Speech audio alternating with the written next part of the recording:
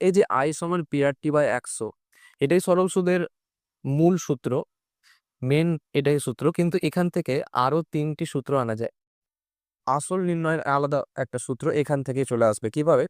আমরা যদি এটা কোণাকুণি গুণ করে দিই, তাহলে এই ডান দিকে থাকছে পি আর টি, বাদ এটা আয়ের সাথে গুণ হয়ে যাচ্ছে, তাহলে আই গণিত 100। তাহলে পি আর টি সমান আই 100। তাহলে এখান থেকে আমরা পি সমান পেয়ে যাচ্ছি আই গণিত 100 বাই আর টি। অর্থাৎ এখানে আমাদের যদি সুদ বলে দেওয়া থাকে, সুদের হার বলে দেওয়া থাকে এবং সময় বলে দেওয়া থাকে এবং আসল বা মূলধন নির্ণয় করতে দেয়, তখন এই সূত্র দিয়ে আমাদের হয়ে যাবে। এবং এই সূত্রটা এই সূত্র থেকে আসছে। আবার ঠিক একইভাবে এখানে পিআরটি সমান আই 100, এখানে পি কে রেখেছিলাম, এরপর যদি আমি আর কে রেখে দিই এবং পিআরটি কে ডান দিকে পাঠিয়ে দিই, তাহলে কি হবে?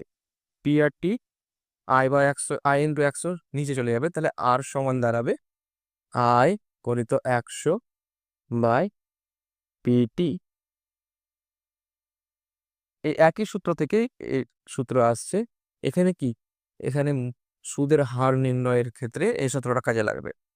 ঠিক একইভাবে সময় কি আসবে, অর্থাৎ টি সমান লিখতে গেলে পি আরটাকে পাঠিয়ে দিতে হবে ডান দিকে।